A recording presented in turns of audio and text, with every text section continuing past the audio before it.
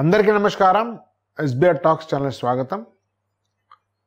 అనేక మంది విద్య మరియు కోచింగ్ రంగంలోని నిపుణులచే వరుస వీడియోల పరంపర కొనసాగుతుంది. 9 ఎడ్యుకేషన్ అనే సంస్థ గురించి మీరు వినే ఉంటారు. అది ఆల్టర్నేటివ్ కాలేజెస్లో అదొక పైనీర్గా నిలిచింది.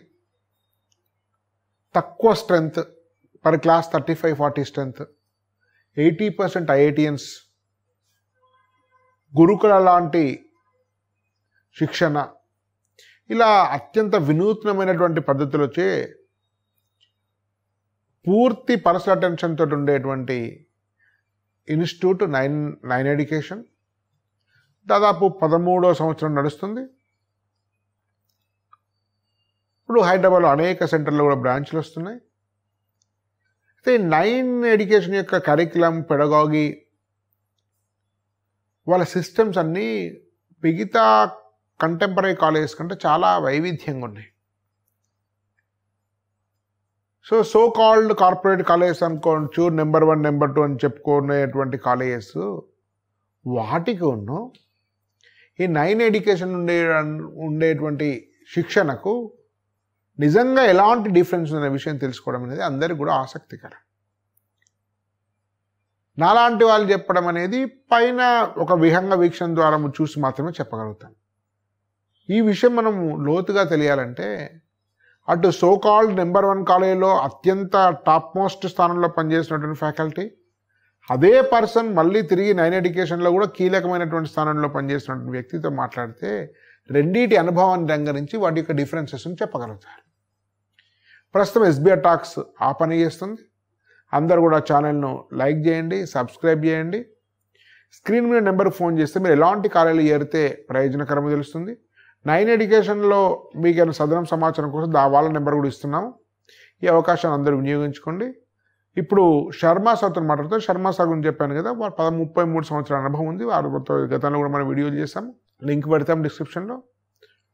వారు దాదాపు 15 సంవత్సరాలకు పైగా సో కాల్డ్ నెంబర్ 1 కాలేజీలో టాప్ మోస్ట్ పొజిషన్ అలంకరించారు. గత 5-6 సంవత్సరాల నుంచి 9 ఎడ్యుకేషన్ పనిచేస్తున్నారు. 9 ఎడ్యుకేషన్ యొక్క ఫౌండర్ భరత్ తేజ గారు సార్ వాళ్ళ స్టూడెంట్. కాబట్టి ఈ రెండింటి మీద ఒక సమగ్రమైనటువంటి విశ్లేషణ అత్యంత పారదర్శకంగా నిజాయితీకి ఇచ్చే ప్రయత్నం చేస్తాను. నమస్కారం శర్మ సార్. నమస్కారం అండి. సార్, మీకు రెండిట్లో మీకు విశేష అనుభవం ఉంది. మీ గురించి నేను ఇంకా ప్రత్యేకంగా చెప్పాల్సిన అవసరం లేదు.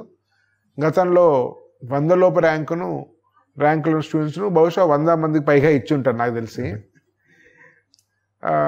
సో వేలాది మంది ఐఐటీఎన్స్ తయారు చేస్తారు. సో మీలాంటి గొప్ప గురువుల వల్లనే ఆ చెప్పుకునేటువంటి కాలేజు అతిపెద్ద స్థానానికి ఎదిగిందని నేను భావిస్తున్నాను. సో ఇప్పుడు ఈ సో కాల్డ్ కంటెంపరీ కాలేజెస్ ఉన్నాయి కదా, 1-2 కాలేజెస్ మా వల్లనే మొత్తం జరిగిపోతున్నట్టు ప్రచారం చేస్తున్నారు కదా. అదేవిధంగా ఆల్టర్నేటివ్ కాలేజెస్ కూడా 9 అనేది పెద్ద ఎమర్జీ అయింది. ఇప్పుడు ఒక 6 బ్రాంచెస్ తోటి, మంచి టాప్ మోస్ట్ ఫ్యాకల్టీస్ తోటి. ఈ రెండింటి మీద ఒకసారి విశ్లేషణ చేస్తే పేరెంట్స్ కూడా వాళ్ళు కావాల్సిన వాళ్ళు చూస్ చేసుకుంటారు. ఎవరిని కూడా క్రిటిసైజ్ చేసే ఉద్దేశం లేదు. సార్, మీ రెండింటి అనుభవం ఉంది కదా, కాబట్టి మీకు ఏం డిఫరెన్స్ కనిపిస్తుందండి వాటిలో, కార్పొరేట్ కాలేజ్కు 9కు? ఒకటండి, ఈ కార్పొరేట్ అంటే మనకు వచ్చే అర్థం ఏంటంటే ఎక్కువ బ్రాంచ్లు, ఎక్కువ స్టూడెంట్స్, పెద్దగా ఉండడం వల్ల దాన్ని కార్పొరేట్ అని అంటున్నాం. అది ఒక స్ట్రక్చర్. అలాగే ఏదైతే చిన్న చిన్న కాలేజీలు ఉన్నాయో, తక్కువ స్ట్రెంగ్త్ తోటి రన్ చేస్తున్నాయో, వాళ్ళ మోటివ్ కానీ వీళ్ళు చేయదలుచుకున్నది కానీ ఒకటే, చివరిలో నాకు ఎన్ని ర్యాంకులు వచ్చాయి, ఎంతమందిని నేను కన్వర్ట్ చేయగలిగాను, వాళ్ళ ద్వారా ఏం జరుగుతుంది. సో అది బిజినెస్ అనండి, లేకపోతే ఇంకోటి ఏదైనా పేరు ఇవ్వచ్చు. ఆ బిజినెస్ని ఎవరు ఎలా చేసుకుంటున్నారు అనేది. ఇప్పుడు కార్పొరేట్లో ఏంటంటే నా దగ్గర ఇంతమంది ఉన్నారు అంటే నా అనుభవంతో చెప్తున్నా, నేను పని చేసిన అన్ని సంవత్సరాలతోటి ఏదైతే ఉందో, నేను ఇంతమందిని, కొన్ని వేల మందిని స్టూడెంట్స్గా తీసుకుంటున్నాను, అందరికీ కూడాను నేను చేశాను అని చూపించుకోవాలి పని. అలాంటప్పుడు కొంతమందికి నచ్చుతుంది, కొంతమందికి నచ్చదు. అందుకని ఒక స్ట్రిక్ట్ ప్రోగ్రామ్ అనేది మెయింటైన్ చేసుకుంటూ వెళ్ళాల్సిన అవసరం అనేది దాంట్లో ఉంటుంది. అంటే నేను ఈ రోజున మొదలుపెట్టి ఈ రోజుతో కంప్లీట్ చేసి, ఫిక్స్డ్ సెంట్రలైజ్డ్ సిస్టమ్, ఫిక్స్డ్ అంటే అది రిజిడ్ అయిపోతుంది ఆ ఫ్రేమ్ ఆఫ్ రైట్. దాంట్లో మీరు మార్పులు చేర్పులు అనేది చేసుకోవడం అనేది చాలా కష్టం. సో అందుకని నాకు ఈ వారంలో అయిపోవాల్సిన టాపిక్స్ ఈ వారంలో అయిపోవాలి, ఎందుకంటే ఈ బ్రాంచే కాదు, ఇంకో బ్రాంచ్, వేరే రాష్ట్రంలో ఉన్న బ్రాంచ్, వేరే స్టేట్ మానిటరింగ్ చేయడం కోసం, అది మానిటరింగ్ పర్పస్. అంటే నా పర్పస్ కోసము, నా ప్రోగ్రామ్ని నడపడం కోసము అది రిజిడ్ని అయిపోతుంది. సో చిన్న ఇంటరప్షన్, నేను ఒకప్పుడు పనిచేస్తాను 23 ఏళ్ల కింద. అప్పుడైతే మాకు ఏ క్వశ్చన్ టీచ్ చేయాలి, ఏ క్వశ్చన్ హోంవర్క్ చేయాలి అనేది కూడా మాడ్యూల్కి వచ్చేటి. మరి ఇప్పుడు ఆ సిస్టమ్ ఉందో లేదో తెలియదు. ఇప్పుడు ఏకైనా కార్పొరేట్ ఒక లెవెల్ దాటి వెళ్ళిపోయినప్పుడు, ఓ 15-20 బ్రాంచులు లేదా అంతకన్నా ఎక్కువ అయినప్పుడు, 100 బ్రాంచులు ఉన్న వాటికి ఇది తప్పిస్తే వేరే ఆల్టర్నేటివ్ అనేది ఉండదు. అందరికీ కామన్ ర్యాంకింగ్ అనేది ఇవ్వాలి, అటువంటిప్పుడు సిలబస్ కంప్లీట్ అయిపోవాలి. కానీ మరి అన్ని చోట్ల అవుతుందా లేదా అనేది ఒక చిన్న సిస్టంలో ఉన్న డ్రాబ్యాక్. అది నా సిటీలో అయింది, బంధువులు లేవు, ఈరోజు వర్షాలు పడుతున్నాయి, కొన్ని చోట్ల హాలిడేస్ ఇవ్వాలి, కొన్ని చోట్ల ఉండదు. కొన్ని లో స్టాండర్డ్ బ్రాంచెస్ ఉంటాయి, హై ఐక్యూ ఉన్న స్టూడెంట్స్ ఉంటాయి, అన్నింటినీ సెంట్రలైజ్ చేయడం వీలు కాదు. ఇవన్నీ these are side effects of fixing to a rigid program. కానీ మరి తప్పదు. మరి అట్లాగే ఎక్కువైతే తక్కువ బ్రాంచ్లు తక్కువ స్ట్రెంగ్త్ తోటి వెళ్తుంటారో అక్కడ కూడా రిజిడ్ ప్రోగ్రామ్ పెట్టుకోవచ్చు. కానీ పెట్టుకోకుండా నడపగలిగే ఆలోచన ఉంటే అది మంచిది. ఫ్యాకల్టీకి ఫ్రీడమ్ ఉంటుంది, ఫ్యాకల్టీకి కావాల్సినంత ఫ్రీడమ్ ఉంటుంది. నాకు ఈ వారం నేను హడావుడి పడి కంప్లీట్ చేశాను, అయిపోయిందని చెప్పట్లా. నాకు దీని మీద, ఈ టాపిక్ మీద నాకు ఇంకో 2-3 రోజులు ఎక్కువ చేయాలి, అప్పుడే పిల్లలకి పూర్తిగా అవగాహన వస్తుందని అనుకున్నప్పుడు ఇక్కడ ఎక్స్టెండ్ చేసుకుంటారు. 9 ఎడ్యుకేషన్లో ఏంటంటే starting date of the college, ending date of the syllabus ఉంటుంది, కానీ ఈ వారంలో ఇది అయిపోవాలి అనేది ఉండదు. సో ఒకవేళ నాకు ఇప్పుడు ఫర్ ఎగ్జాంపుల్ నాకు విద్యానగర్లో క్లాసులన్నీ నడిచేయి, ఆ వారంలో సిలబస్ అయిపోయింది. కానీ నాకు కొత్తపేటలోనో లేకపోతే ఇంకొక చోటో ఏదో కారణాల వల్ల కొన్ని క్లాసులు మిస్ అయినాయి. సో నేను కొత్తపేటకి విద్యానగర్కి మొట్టమొదటే నేను కామన్ ఎగ్జామ్స్ పెట్టట్లేదు. నాకు ఎప్పుడైతే సిలబస్ అయిపోతుందో ఆ తర్వాత కావాల్సినంత టైం దొరుకుతుంది, ఒక 4-5 నెలలు, అక్కడ నేను కామన్ ఎగ్జామ్స్ అనేది పెట్టుకోవడం అనేది జరుగుతుంది. So this is the advantage. ఎక్కడంటే నేను పరిగెత్తట్లా, ఆ కాన్సెప్ట్స్ అన్నీ కవర్ అయినాయా లేదా అని చెక్ చేసుకుని వెళ్ళగలుగుతున్నా. అది సిస్టమ్, అది నేను అనుకున్న సిస్టమ్ ఇది. సో నా సిస్టమ్ రిడెండెన్సీని నేను పిల్లల మీద పెట్టట్లేదు. అదొకటి. కొన్ని ఇంపార్టెంట్ కోర్ చాప్టర్స్ ఉంటాయి, వాటి మీద అవసరం కంటే ఎక్కువ కూడా పెట్టుకోవచ్చు. మార్క్స్ పాయింట్ ఆఫ్ వ్యూలో కాక మొత్తంలో చాలా డిపెండెన్సీ ఉంటుంది ఆ చాప్టర్లో మీ సబ్జెక్ట్, అట్లా కూడా పెట్టుకోవచ్చు. లెక్చరర్కి స్టూడెంట్స్కి ఇద్దరు కూడాను right when they come to a conclusion, ఈ చాప్టర్ థరోగా డీల్ అయిపోయింది, అప్పుడు దాన్ని ఆపి నెక్స్ట్ దానికి వెళ్తారు. చాలా ఇంపార్టెంట్, ఇది చాలా ఇంపార్టెంట్.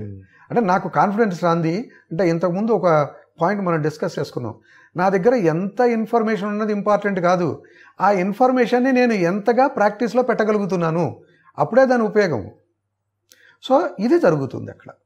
నేను హడావుడి పడి నీకు అయిపోయిందిరా, ఇది కాకుండానే అయిపోయిందిరా అని చెప్పడం కానీ, లేకపోతే నేను చెప్పిన దాంట్లోనే క్వశ్చన్స్ ఇచ్చి అందులో మార్కులు వచ్చాయని వాడి చేత ప్రూవ్ చేయించి తర్వాత ఫైనల్లో ఫెయిల్ అవుతారు డెఫినెట్గా, ఎందుకంటే మోడల్ వైజ్గా వెళ్తున్నారు కాబట్టి. ఒక స్పీడ్లో రన్నింగ్ రేస్ ఒక స్పీడ్లో పరిగెత్తాలి, పరిగెత్తేవాడు పరిగెత్తే అచీవ్ చేస్తాడు, ఒలింపిక్స్ కొడతారు, పరిగెత్తని వాళ్ళు మధ్యలో పడిపోతారు, కొంతమంది తొక్కిసలాడలేదు అనిపోతారు. కాబట్టి అందరూ ఒకటే స్పీడ్లో పరిగెత్తారు అనేది వాడికి ఏమిటి సంబంధం లేకుండా. ఎక్కువ బ్రాంచెస్ అయిన కొద్దీ, కంపారిజన్ వస్తున్న కొద్దీ ఈ సమస్యలు వస్తాయి. ఎవరైతే దీన్ని ఎఫెక్టివ్గా హ్యాండిల్ చేయగలుగుతారో, ఒక లెక్చరర్ చేస్తాడేమో కానీ పిల్లాడు కూడా చేయాలి కదా. అల్టిమేట్లీ పిల్లాడు కదా, స్టూడెంట్ కదా పర్ఫామ్ చేయాల్సింది. అది ఒక్కటే కాక ఇప్పుడు కొన్ని బహుశా మీరు టాప్ మోస్ట్ సెక్షన్ చేస్తారు కాబట్టి మీ క్లాస్లో తక్కువ ఉండి ఉంటారు, కానీ 90% ఆఫ్ ద సెక్షన్స్లో కనీసం 60, 70, 80 మంది వరకు ఉంటారు. యావరేజ్ 70 మంది ఉంటారు per class. So called corporate number 1 వాటిలో మీకైతే 35-40. బహుశా మీరు కొత్తపేటలో 35+. ఇది ఎంతవరకు స్టూడెంట్ ప్రభావితం చేస్తుంది, ఫ్యాకల్టీని ప్రభావితం చేస్తుంది? అదే డెఫినెట్గా ఫ్యాకల్టీకి చాలా ప్రభావం, అంటే ఎఫెక్ట్ ఎందుకు చూపిస్తుందంటే, నేను ఎంతమంది స్టూడెంట్స్ నా లెక్చర్ ఫాలో కాగలుగుతున్నారనేది వాళ్ళ కళ్ళు చూస్తే తెలుస్తుంది. అది 30-35 ఉన్నప్పుడు వాళ్ళ ఫేస్లో ఏం మారుతున్నాయి అనేది తెలుస్తుంది. వాళ్ళ ఫేస్లో అంటే వాళ్ళు నన్ను వింటున్నారా లేకపోతే వాళ్ళ మైండ్ వేరే వాళ్ళది వింటుందని. అదే 70-80 మంది ఉన్నప్పుడు ఒక లెక్చరర్ ఎంతమంది తనని ఫాలో అవుతున్నారనే చూడలేడు. ఇది దట్స్ ఫర్ ష్యూర్. సో అక్కడ జరుగుతున్న డ్రాబ్యాక్ అది. అయితే మీరు 70 మందిని పెట్టుకోవాలా, 35 మందినే పెట్టుకున్నారా, ఇది ఎక్కడ ఎఫెక్ట్ చూపిస్తుంది? అంతా ఎకనామిక్స్ అది, రైట్. ఇప్పుడు నేను 35 పెట్టుకున్నప్పుడు, నేను ఐఐటి జేఈ లెక్చరర్స్ పెడుతున్నప్పుడు నేను వాళ్ళ మీద ఎక్స్పెండిచర్ అనేది ఎక్కువ వస్తుంది, నా ప్రాఫిట్ మార్జిన్ అనేది తగ్గుతుంది, no doubt. But I'm going with that. So service motto. ఇప్పుడు భరత్ సార్ 9 స్థాపించి ఇది స్ట్రిక్ట్గా 35-40 మధ్య ఉండాలని పెట్టుకున్నప్పుడు చాలా వరకు ఆయన ప్రాఫిట్ను అంతా కూడా త్యాగం చేస్తున్నట్టే కదా ఒక రకం. అంతేనండి. అంటే భరత్ తేజ నా స్టూడెంట్ ఎప్పుడు దాదాపు 2006లో తను ఆ పర్సనల్గా అప్రోచ్ అయ్యి డౌట్ క్లియర్ చేసుకుంటూ ఎంతమంది స్ట్రెంగ్త్ ఉన్నారు ఇవన్నీ అప్పుడు తన మైండ్లో ఉండకపోవచ్చు. కానీ ఎప్పుడైతే తను బయటకు వెళ్ళి చదువుకుని అక్కడ ఖరగ్పూర్లో ఎంటెక్ చేశాడు, తను ఆ చేసినప్పుడు మిగతా స్టూడెంట్స్ మాట్లాడేది ఇవన్నీ కూడా ఉంటాయి కదా. నేను ఎందుకు కాన్సన్ట్రేట్ చేయగలిగాను, మిగతా వాళ్ళు ఎందుకు చేయలేకపోయారు? లేదు, నాది స్టూడెంట్లో స్ట్రెంగ్త్ ఉన్నా కూడా నేను అప్రోచ్ అయ్యాను, మిగతా వాళ్ళ పరిస్థితి ఏంటి? ఇవన్నీ ఆ మదన పడ్డం ద్వారా వచ్చిందే 9 ఎడ్యుకేషన్ అని. తను ఎప్పుడైతే తన స్టడీస్ కంప్లీట్ చేసుకుని వచ్చి సార్ నేను లెక్చరర్గా మారదలుచుకున్నప్పుడు అన్నప్పుడు నేను ఇంకోసారి ఆలోచించేవా, యు అని ఐటీఎన్, నువ్వు సమాజానికి ఇంకో విధంగా కూడా చాలామంది ఐఐటిఎన్స్ ఉపయోగపడేది వేరు టెక్నికల్గా దానికను.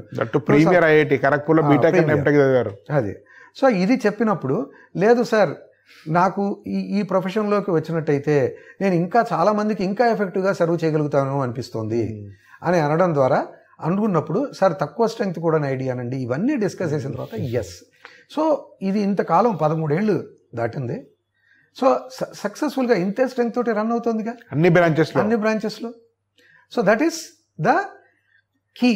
నేను నమ్మినది అది వర్కౌట్ అవుతుందని తెలిసినప్పుడు, ఎక్కువ మందికి ఉపయోగపడుతుంది తెలిసినప్పుడు దానికి స్టిక్ ఆన్ అయ్యి అందరికీ కూడా కోరిక ఉంటుంది, నేను కూడా ఎక్కువ బ్రాంచెస్లోకి వెళ్ళిపోవాలి, ఎక్కువ స్ట్రెంగ్త్ పెట్టుకోవాలి, ఎక్కువ సంపాదించుకోవాలి.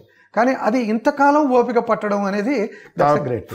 13 ఏళ్ళు 40 దాటకుండా ప్రతి బ్రాంచ్ చేయడం అనేది మిరాకిల్. సార్ ఇంకోటి, మీరు టాప్ కాలేజ్లో చూసినందుకు నేను కూడా కొంతకాలం పనిచేస్తాను వాటిలో. బేసికల్గా ఏంటంటే ఫ్యాకల్టీస్లో కూడా టాప్ బ్యాచ్కేమో చాలా మంచి ఫ్యాకల్టీ, కింది వాటికేమో నాసిరకం ఫ్యాకల్టీ ఉండి ర్యాంకర్స్ కోసమే క్వాలిటీ మెయింటైన్ చేసి మిగతా వాళ్ళని ఏదో అట్లా చదివించేటువంటి పరిస్థితి ఉంటుందని నేను కూడా అబ్జర్వ్ చేసి చాలామంది అన్నారు. మీ యొక్క దాని వ్యాఖ్య ఏంటి? అంటే ఇవన్నీ ఎకనామిక్స్ అనుకోండి, బట్ మనం ఒక ఫ్యాక్ట్ నిజాన్ని గమనించినట్టయితే ఎక్కడైతే ఒక ఈవెన్ తక్కువ ఎంత స్ట్రెంగ్త్ ఉన్నా కూడా క్లాస్లో ఒక లెక్చరర్ని వింటున్నప్పుడు ఒక 10 మంది బాగా చేయగలుగుతారు, ఒక 20 మంది మామూలుగా ఉండగలుగుతారు, చివరి వాళ్ళు చేయలేరు. పర్సనల్గా ఉండి ఎంతో కొంత ముందుకు తీసుకొస్తారు, వాళ్ళు అది సాటిస్ఫై అయితే సాటిస్ఫాక్టరీగా ఉంటారు. ఇదే కాన్సెప్ట్ ఎక్కడైనా. ఇప్పుడు నా క్యాంపస్లో చాలామంది స్టూడెంట్స్ ఉన్నారు, ఓ 1000 మంది ఉన్నారు. వాళ్ళకి ఎంతమంది లెక్చరర్స్ కావాలి?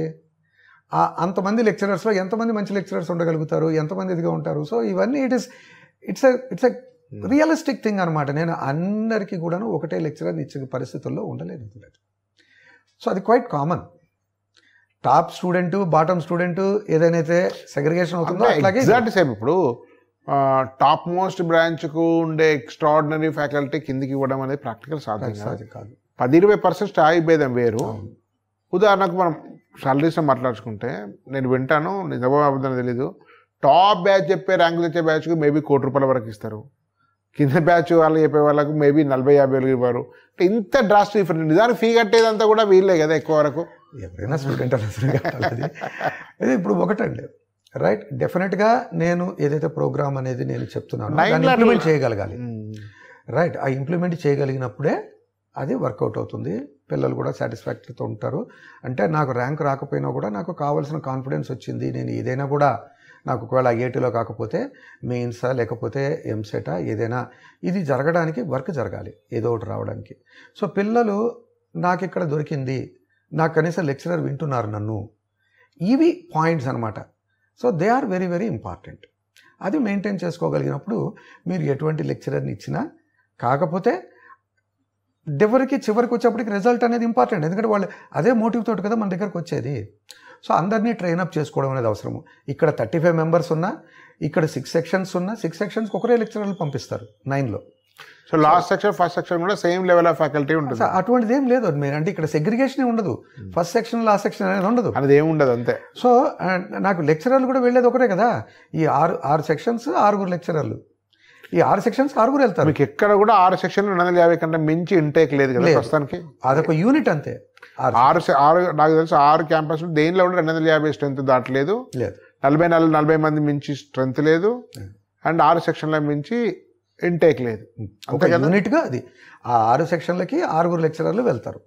సో దాంతో ఏంటంటే నాకు వేరే లెక్చరర్ని పంపిస్తున్నారు అనే ఐడియా అసలు ఇక్కడ రాదు. సో ఏ లెక్చరర్ అయితే పక్క సెక్షన్లోకి వెళ్ళి వచ్చారో నా దగ్గర కూడా అదే చెప్తున్నారు.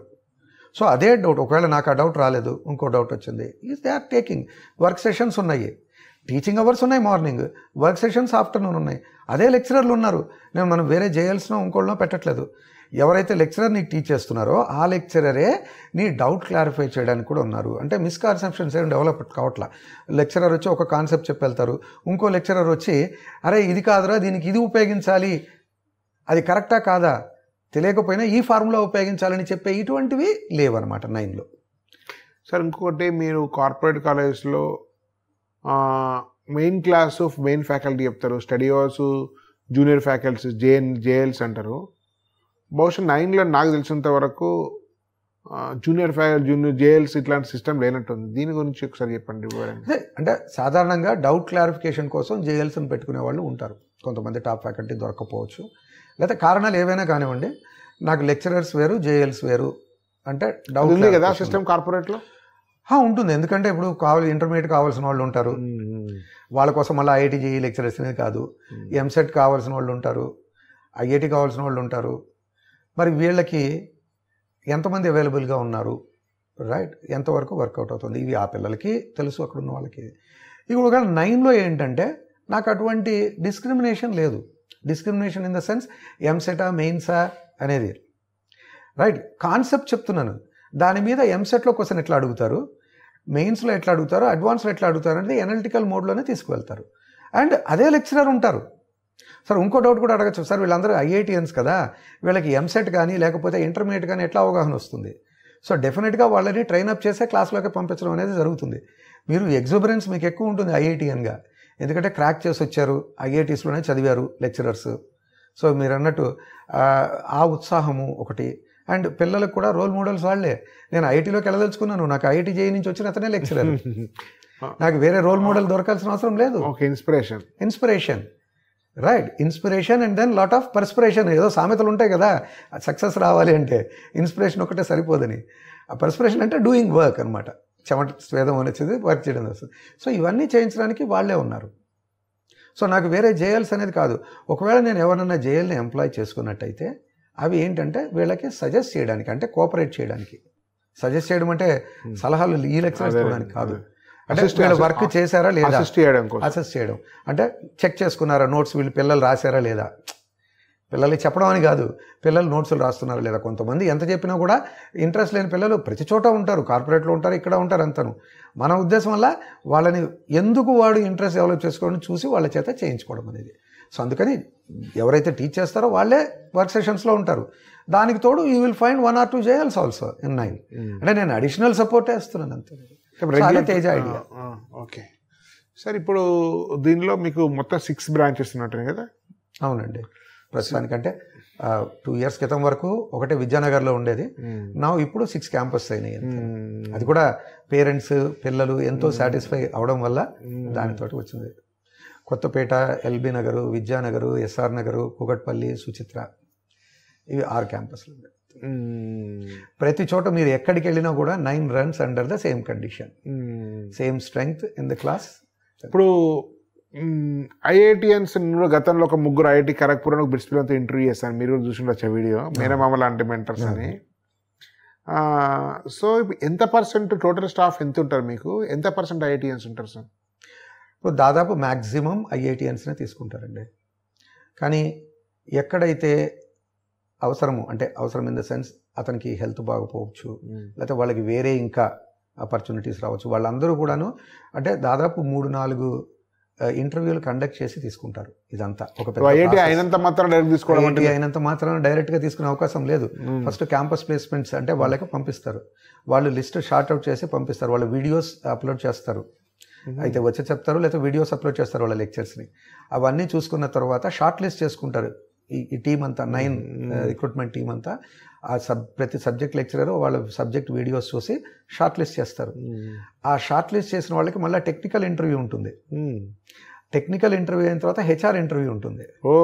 అది అయిపోయిన తర్వాత వాళ్ళందరికీ, అంటే ఫైనల్గా సెలెక్ట్ అయిన వాళ్ళకి వాళ్ళ ఇంట్రెస్ట్ ఉందా లేదా, వాళ్ళ సబ్జెక్ట్ ఎట్లా చెప్తున్నారు, ఇవన్నీ చూసుకుని ఫ్రెషర్స్ అయినా రైట్ వాళ్ళందరినీ కూడా మళ్ళీ ఇక్కడికి వచ్చిన తర్వాత వాళ్ళకి ట్రైనప్ సెషన్స్ అని ఉంటాయి. అంటే ఇక్కడ ఉన్న సీనియర్ ఫ్యాకల్టీ ఎవరైతే చాలా సంవత్సరాల తరబడి చెప్తున్నారో అంటే నాలాంటి వాళ్ళు కానీ తేజ కానీ వీళ్ళు కానీ వీళ్ళందరూ కూడా వాళ్ళని కూర్చోబెట్టుకుని చెప్తారు స్టూడెంట్స్ తోటి ఎట్లా హ్యాండిల్ చేయాలి, ఈ టాపిక్ని ఎట్లా ఎక్స్ప్లెయిన్ చేయాలి. ఇవన్నీ అయిన తర్వాతే వాళ్ళని క్లాస్లోకి పంపించడం జరుగుతుంది.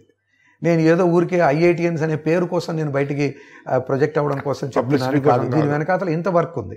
ఓకే, ఏదో ఊరికే నాకు అప్లై చేసి మొత్తం స్టాఫ్ ఎంత ఉంటుంది రఫ్గా ఎగ్జాక్ట్ స్టాటిస్టిక్స్? దాదాపు ఇప్పుడు 6 క్యాంపస్లు అండి.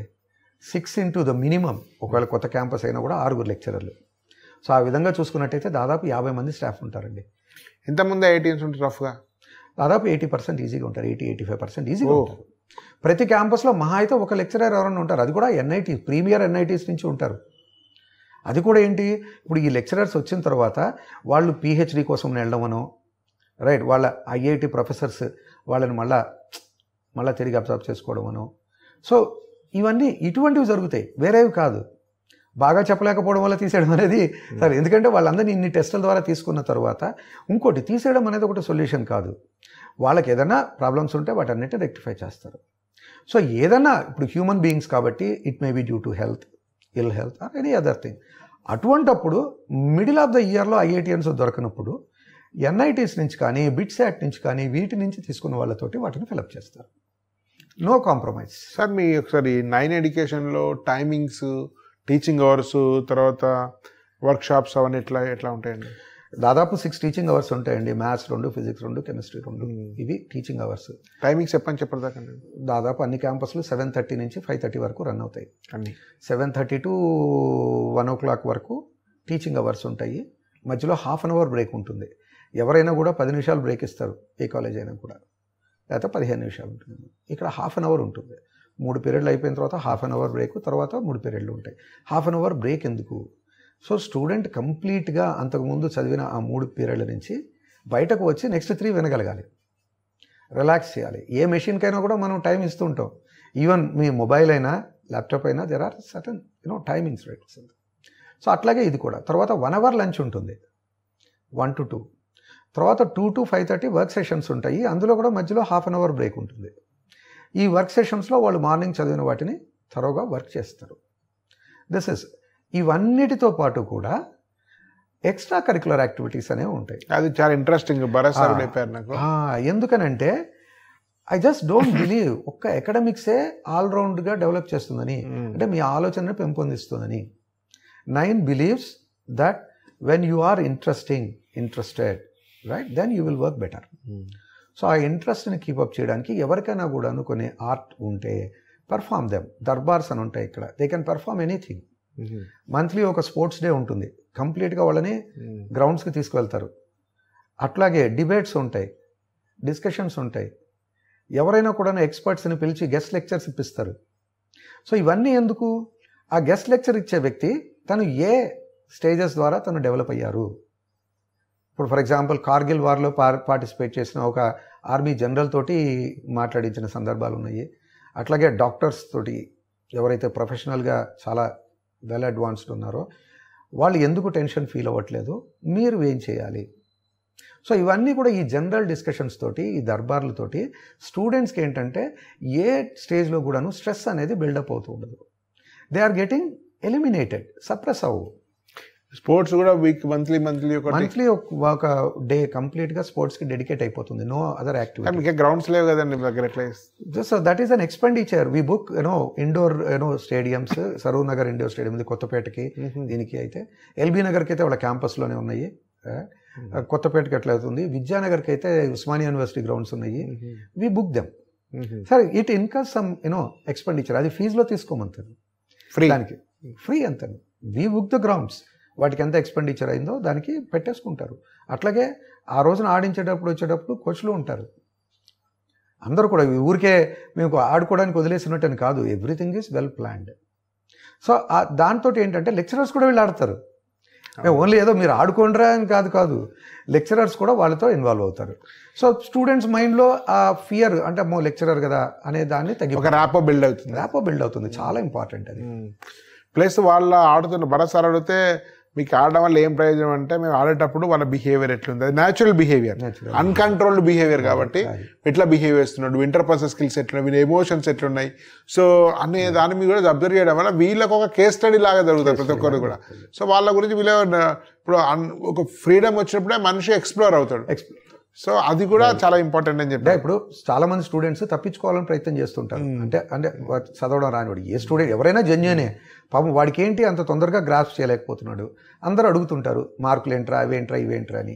దాన్ని ఎట్లా ఆన్సర్ చేస్తాడు? అందుకని తప్పించుకోవడానికి ప్రయత్నం చేస్తాడు, ఏదో కారణాలు చెప్పడానికి ప్రయత్నం చేస్తాడు. కానీ ఇటువంటి స్టేజ్లో ఉన్నప్పుడు, ఫ్రీ అట్మాస్ఫియర్ ఉన్నప్పుడు వాడికి ఆ ఇన్హిబిషన్స్ ఉండవు. సార్ తోటి నవ్వుతూ మాట్లాడాడు, ఆడాడు, వచ్చేసాడు. సార్ నెక్స్ట్ వెళ్ళి కలుస్తాడు, సార్ నాకు ఇది కొంచెం రావట్లేదు సార్. ఆ చెప్పడంలో హెసిటేషన్ అనేది ఉండదు, భయం ఉండదు. సో దాంతో ఫ్రీగా అడగగలుగుతాడు, లెక్చరర్ చెప్పగలుగుతాడు, కొంతైనా కవర్ అవుతుంది. ఇలా దాచిపెట్టడం వల్ల వాళ్ళు ఏమనుకుంటారు, వీళ్ళు ఏమనుకుంటారు, తిడతారేమో, అది చేస్తారేమో, దీనివల్ల చాలా నష్టం జరుగుతుంది. అటువంటి నష్టం ఇక్కడ జరగదు. సార్ ఇప్పుడు ఓవరాల్గా అల్టిమేట్గా పేరెంట్స్కు ఏంటంటే రిజల్ట్స్ అనేది మీరు ఎన్ని చెప్పినా చివరికి అంటారు. మీరు పనిచేసిన కాలేజ్ ఉంది సార్, మీ బ్రాంచ్ చెప్పకండి, ఎందుకంటే మీది top most number 1 cream of the cream కాబట్టి ఆ రిజల్ట్స్ ఎట్లుకుంటాయి అంటే ర్యాండమ్ మీ అబ్జర్వేషన్ తోటి, మన స్టాటిస్టిక్స్ లేకపోవచ్చు, వాటిలలో పర్సంటేజ్ ఆఫ్ సీట్స్ ఐఐటియో, ఎన్ఐటియో, IIITయో, BITS, premier very good institutions, national importance ఉన్నవి. ఇప్పుడు 9లో వచ్చే percentage of seats, so called కార్పొరేట్లో పర్సెంట్ ఆఫ్ సీట్స్, మీకు ఏమైనా ఎగ్జాక్ట్ నెంబర్స్ మనం చెప్పలేకపోవచ్చు, మీకేమన్నా సిగ్నిఫికెన్స్ డిఫరెన్స్ కనిపించింది? డెఫినెట్గా అండి. ఇప్పుడు ఎవరైనా కూడాను ఐఐటి జేఈలో ఒక 10% సక్సెస్ అంటే చాలా huge success. This is a consistent one. ఎట్లా అయితే ఐఐటి జేఈ కట్ ఆఫ్స్ కానీ అవి కానీ 25 to 35% దాటి ఎప్పుడు దాటదు, ఏ ఇయర్ కూడా దాటదు, 12 లక్షలు కూడా అది. సో అట్లానే 10% success is a wonderful success. So ఇది ఏ పేరెంట్ అయినా కూడా చాలా సింపుల్గా తెలుసుకోవచ్చు. 1% సీట్స్ ఉన్నాయి రాసే వాళ్ళలో, right. So it's very simple. మీరు ఏ క్యాంపస్ అయినా సక్సెస్ఫుల్లా కాదా, దిస్ ఇస్ అ బరోమీటర్, రైట్. మరి అట్లాగే ఈ నేను తీసుకునే ఏదైతే 35 స్టూడెంట్స్ 6 సెక్షన్స్ ఒక యూనిట్ అంటున్నానో, 35 సెక్షన్స్, అదే 35 strength, 40 strength, 3 sections second year, 3 sections first year, అంటే 120 స్టూడెంట్స్. ఈ 120 స్టూడెంట్స్లో ఐఐటి జేఈ వస్తున్న వాళ్ళు, మెయిన్స్ వస్తున్న వాళ్ళు, ఎంసెట్ వస్తున్న వాళ్ళు, ఈవెన్ ఐఐటి జేఈలో 10% success is a very very good success. Now let us see మిగతా వాళ్ళ పరిస్థితి. 10 times to the random sample. ఇది ర్యాండమ్, ఇది స్ట్రాటిఫైడ్, రైట్. అంటే మీరు ర్యాండమ్ అని చెప్తున్న వాళ్ళు ఏంటంటే క్రీమీ లేయర్ని పట్టుకుపోవడం అంటున్నారు. సో అక్కడ డెఫినెట్గా రావాలి. అదే కాక అక్కడ 13 లక్షల మంది రాస్తారు, 13,000 సీట్లు ఉన్నాయి రఫ్గా, అంటే 1% రాసే వాళ్ళలో 100 మందికి ఒక సీట్ రావాలి. ఆ పక్కన 1% ఈజ్ సక్సెస్ రేట్. కానీ మన నా దగ్గర చదువుతున్న స్టూడెంట్స్ నా మీద కోరికతోనే వచ్చారు. సో అందుకని నేను డెఫినెట్గా అదే చెప్పలేనుగా 1% అని, ఎక్కువ చేయాలి. సో డెఫినెట్గా ఏంటంటే ఎప్పుడైతే తక్కువ స్ట్రెంగ్త్ తీసుకుంటున్నప్పుడు ఎప్పుడైతే మనం సర్వ్ చేయగలుగుతున్నామో అంత సాటిస్ఫాక్షన్ పిల్లల్లో ఉంటుంది. వాళ్ళు నాకు ఐఐటి సీట్ రావడంతో పాటు మెయిన్స్ కానీ, ఎంసెట్ కానీ, లేకపోతే ఏదైతే శాట్ కానీ, ఇప్పుడు నేను చెప్పాను చూడండి, ఇండియన్ స్టాటిస్టికల్ ఇన్స్టిట్యూషన్, అసలు చాలా మందికి తెలియదు. అది చాలా కార్పొరేట్స్లో తెలియదు, చాలా కార్పొరేట్ టాప్ బ్యాచెస్లో కూడా తెలియదు. అది ఎంత చాలా చాలా beautiful institution, Indian statistical institution అనేది, Kolkata, ISI headquarters at Kolkata.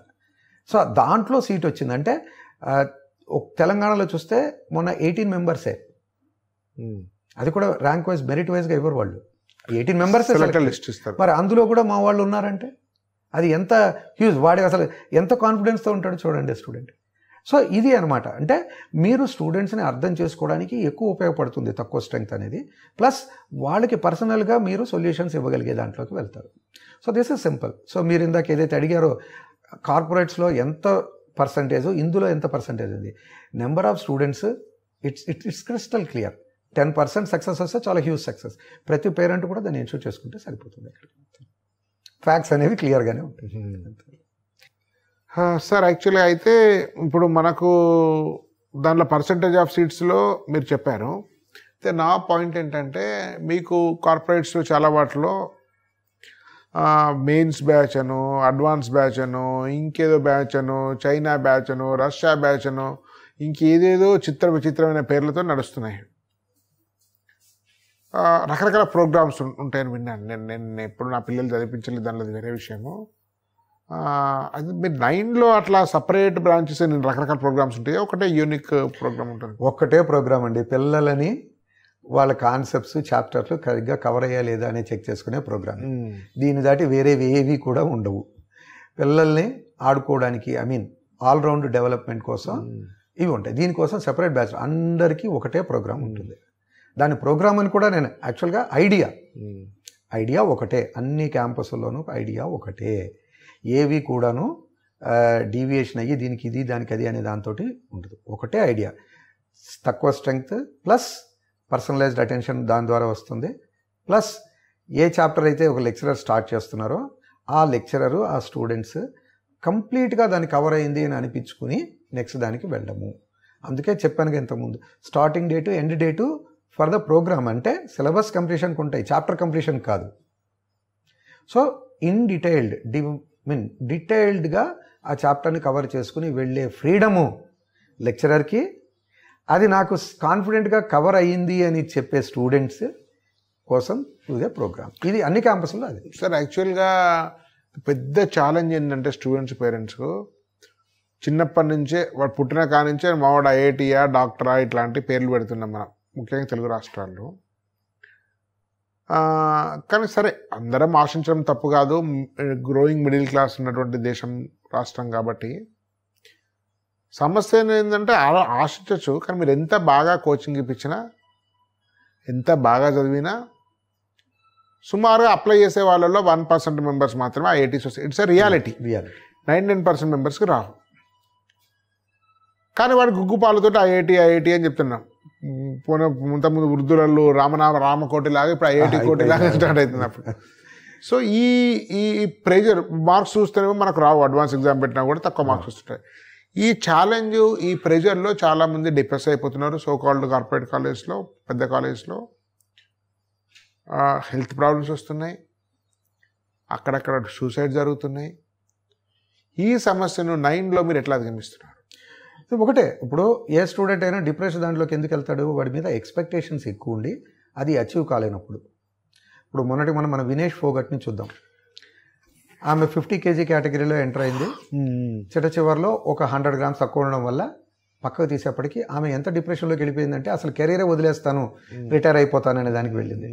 ఎంతో సపోర్ట్ ఇచ్చి కంట్రీ వెనకాతలు ఉండి ఇన్ని కోట్ల మంది ఆమెకు మెసేజ్లు, ఇన్స్టాగ్రామ్లు ఇవన్నీ చేస్తే ఆ తర్వాత ఆమె ఇప్పుడు కానీ ఆ డిప్రెషన్ ఎంత లెవెల్లో ఉంటుందో చూడండి. అది ఎక్స్పెక్టేషన్స్ వల్ల వచ్చింది. అందుకని పేరెంట్స్ కానీ టీచర్స్ కానీ ఏం చేయాలి అంటే అటువంటి మైండ్ సెటప్ ఉన్న స్టూడెంట్స్ని ఇంకా రెచ్చగొట్టకుండా మనం ఉన్నది ఇది, ఈ ప్రయత్నం చేద్దాము. మనకి ఐఐటి ఒకటే కాదు, మెయిన్స్ రియాలిటీ అర్థం చేయించాలి. అంటే నేను నా సక్సెస్నే ఎంజాయ్ చేయడం కాదు, నా ఫెయిల్యూర్స్ నుంచి ఎట్లా నేర్చుకోవాలి, how it is a stepping stone, right, ఇదేది చెప్పగలగాలి. సో తక్కువ స్ట్రెంగ్త్ ఉన్నప్పుడు అది పాసిబిలిటీ అవుతుంది. సార్ యాక్చువల్గా ఇప్పుడు నేను ఒకసారి భరత్ సార్తో విద్యాన్ అన్నప్పుడు వచ్చి ఫిబ్రవరిలో వెళ్ళినట్టున్నా, అప్పటికి అడ్మిషన్ కోసం బతిలాడుతున్నారు అందరూ. సో జనవరిలో అడ్మిషన్ అయిపోతున్నాయట.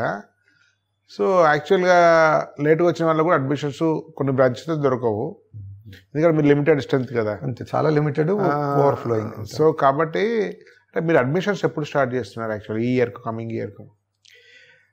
యాక్చువల్గా అడ్మిషన్ స్టార్ట్ చేయడం అంటే ఇక్కడ ఉన్న పేరెంట్స్, పిల్లలు వాళ్ళు మాట్లాడడం ద్వారా ఇది జరిగిపోతుంటాయండి. అంటే రిజర్వ్ చేసుకోవడం అనేది ఏంటి, ఇప్పుడు వీళ్ళకి కాకపోతే నేను ఇంకెవరికి ప్రయారిటీ ఇస్తాను? ఇప్పుడు 3 సంవత్సరాల క్రితము ఒకటే క్యాంపస్, నా 6 క్యాంపస్లు. సో ఇవన్నీ కూడాను పేరెంట్స్, పిల్లల వాళ్ళ సాటిస్ఫాక్షన్ ద్వారా సాధించినవి. ఎక్కడ పేపర్లో అడ్వర్టైజ్మెంట్స్ కానీ అవి కానీ కూడా ఉండరు, పిఆర్ఓలు కానీ వాళ్ళు కానీ. సో ఇది నిరంతర ప్రక్రియ అనమాట. మా మీద ఇంట్రెస్ట్తో వచ్చే వాళ్ళని నోటీస్లో పెట్టుకోవడం అనేది జరుగుతూ ఉంటుంది. సో అందుకని ఎప్పుడైనా కూడా అంటే మైండ్లో కావాలనుకున్న వాళ్ళకి ఇప్పుడు సెప్టెంబర్లో కూడా మీరు కావాలంటే జాయిన్ కావచ్చు అంటే వాళ్ళు వచ్చి చూసుకుని ఆడుకోవచ్చు. అండ్ ప్రొవైడెడ్ ఇప్పుడు నాకు వాళ్ళ ఇంట్రెస్ట్ వాళ్ళు అడుగుతారు, ఫోన్ చేస్తే మీరు వెళ్ళమని చెప్పచ్చు, బ్రాంచెస్ చెప్పాలి, చూసుకోవాలి. ప్రతి పేరెంట్కి చెప్పేది అదే, మీరు ప్రతిదీ స్టడీ చేయండి, ఎక్కడ మీకు సరైన వర్క్ జరుగుతోంది అనేది మీరు వాళ్ళ స్టూడెంట్కి న్యాయం జరగడం ఇంపార్టెంట్. ఆ ఇన్స్టిట్యూషన్ పెద్దదా చిన్నదా వేల కోట్ల వ్యాపారం జరుగుతుందా, అది లాసా లాభం, అది సంబంధం లేదు. వాళ్ళ అబ్బాయికి అమ్మాయికి ఎక్కడ న్యాయం జరిగి బెటర్ వాళ్ళ స్థాయి కంటే మెరుగైనటువంటి పెర్ఫార్మెన్స్ ఇవ్వగలుగుతారో అది అక్కడ చేరడం. నేను కూడా అదే చెప్తుంటారు అందరికి. ఎవరైతే వాళ్ళ చేత వర్క్ చేయించగలరో వాళ్ళని వాళ్ళ చైల్డ్హుడ్ కోల్పోకుండా, వాళ్ళ ఇంట్రెస్ట్ కోల్పోకుండా, నాకు పాట పాడాలని ఉంది, ఎవరైనా నవ్వుతారనే భయం ఉంది, ఇక్కడ అటువంటిది ఉండదు. యూ కమ్ అండ్ పెర్ఫామ్ అంటే ఇది చిన్న లెవెల్లో నేను చెప్తోంది. అదే సబ్జెక్ట్ వైజ్గా కూడాను వీఆర్ దేర్ టు బ్యాకప్. అందుకనే 9 మీద ఇంత ఇంట్రెస్ట్ పేరెంట్స్కి. ఆల్రెడీ ఇక్కడికి వచ్చిన వాళ్ళు ఇక్కడ నుంచి వేరే చోటికి వెళ్ళడమో లేకపోతే ఇంకోటని కాదు, అంత అంటే వాళ్ళకి కావాల్సింది జరుగుతుంది అనే దాంతో ఉంటుంది. ఆల్రౌండ్ డెవలప్మెంట్ కావాలి అనేది ఉన్నవాళ్ళు డెఫినెట్గా ఉంటారు. ధన్యవాదాలు సార్, చాలా చాలా విలువైన సమాచారం చెప్పారు పేరెంట్స్ కోసం. ఇదండి మనం శర్మ సార్ తోటి చేసిన మరొక ఇంపార్టెంట్ విషయం మీద చేసినటువంటి ఇంటర్వ్యూ. ధన్యవాద్. భారత్ మాతా కీ జై.